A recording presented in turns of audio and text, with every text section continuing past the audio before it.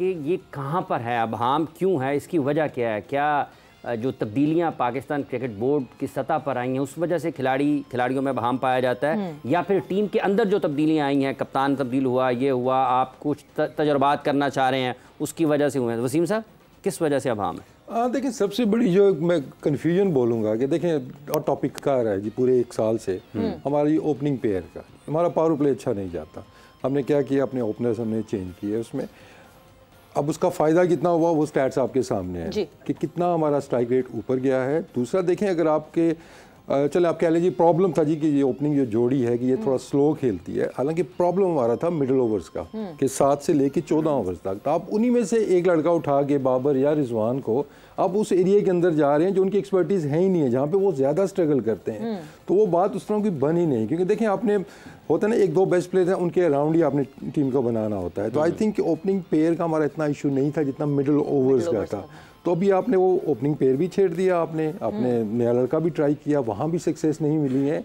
तो जैसे आखिरी मैच में हमने देखा कि बाबर रिजवान वापस ओपनिंग पे आए हैं, तो लग यही रहा है कि वर्ल्ड कप के अंदर भी यही दोनों मिडिल ओवर्स का मसला, क्या मिडिल ओवर्स का मसला हम वर्ल्ड कप में सॉर्ट आउट कर सकेंगे? क्या उसको किसी तरह कोई ना कोई कहीं किसी तरह मैनेज कर सकेंगे? वक्त एक ब्रेक का हुआ, ब्रेक पर जा रहे हैं और ब्रेक से वापस आएंगे। सो यस, इंग्लैंड के खिलाफ जो चौथा T20 खेला, क्या उसमें लैप्सेस थे और क्या उन लैप्सेस से उठकर हम वर्ल्ड कप के लिए जा सकेंगे? After the short break.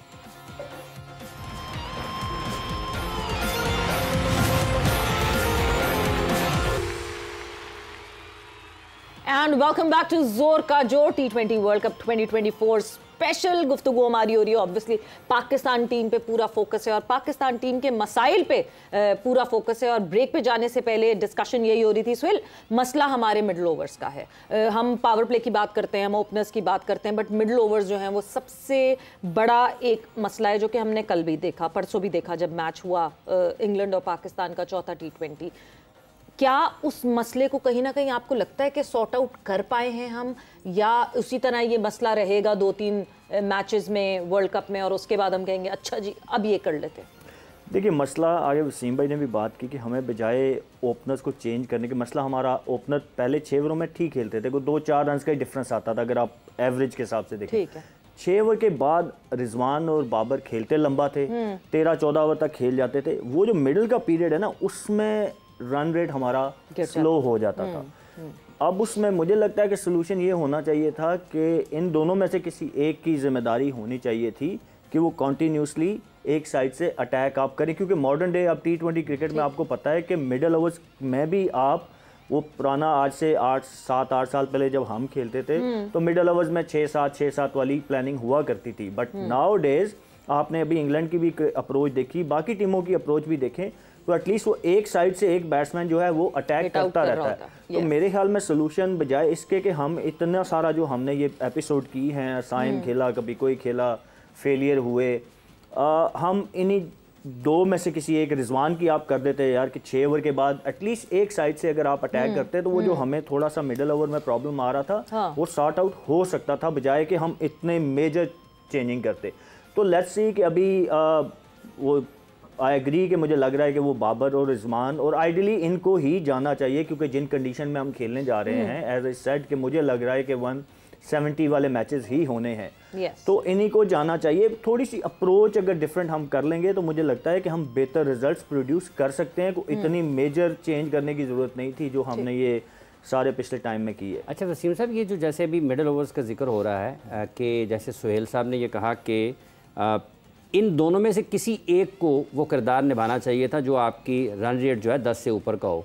क्या कभी कोई बात हुई इस हवाले से कि दोनों अपनी शॉट्स में वेरिएशन आनी चाहिए और उसमें इम्प्रूवमेंट आनी चाहिए, कोई आपके स्कोरिंग जोन जो है वो बढ़ने चाहिए और उस पर काम करने की ज़रूरत है? कुछ बात होती रही है, कुछ कायल करने की कोशिश की गई, या फिर जो है जैसा है कि बुनियाद पर हम आगे बढ़े जिसकी वजह से फिर ये चीज़ें गैर मामूली अंदाज में आगे बढ़ी? देखिए, ये पॉइंट रेज किया था जब मैं भी क्रिकेट बोर्ड के अंदर था। ऑब्वियसली हेड कोच भी थे बैठे हुए, सकलैन थे उस टाइम पे, बाबर रिजवान, दोनों को बिठा के ये बात उस टाइम की थी कि हमें स्टेप अप करना पड़ेगा जहाँ पे ज़रूरत है। क्योंकि देखिए, हमारा जो जीत का एक रेशो था वो बड़ा अच्छा ही चल रहा था और उसी में सक्सेस आपको मिल रही थी। तो उसमें फिर चेंज लाना फिर आपके लिए मुश्किल भी हो जाता है और सम टाइम आते हैं इट डजंट मेक सेंस कि यार हम जीत तो रहे हैं सारे मैचेस, तो हमें चेंज करने की क्या ज़रूरत है। लेकिन एड्रेस डेफिनेटली ये चीज़ कही गई थी। अभी सुहेल ने जो बात की है कि एक प्लेयर को कम से कम स्टेप अप करना चाहिए, मैं से एक स्टेप फर्दर जाऊँगा कि दोनों को करना पड़ेगा। ये एक एंड से T20 में रन्स नहीं बन सकते आपके, फिर प्रॉब्लम भी आ जाती है कौन करेगा कौन नहीं करेगा, ठीक है ना। अब ये स्क्वाड सजी और रिजवान कर लेगा या बाबर कर लेगा, वहाँ पे भी थोड़ा से कुछ मसाइल आ जाते हैं। लेकिन अगर आप देखते हैं कि मॉडर्न डे क्रिकेट के अंदर अब जो डेथ बॉलिंग है वो बहुत टीमों ने इम्प्रूव कर ली है। तो आपके आखिर में लेट्स से अगर आपने टारगेट किया मैंने 5 ओवर हमने 80 रन बनाने हैं, वो इतने इजी नहीं है। अब पाकिस्तान की आप बॉलिंग देख लें कि लास्ट मैच जो इंग्लैंड वाला हुआ है, आखिर में अगर उनके नॉर्मल ओवर लगते जैसे लगने चाहिए तो वो तो 200 से ऊपर की कहानी वहाँ पे आपको नज़र आ रही थी।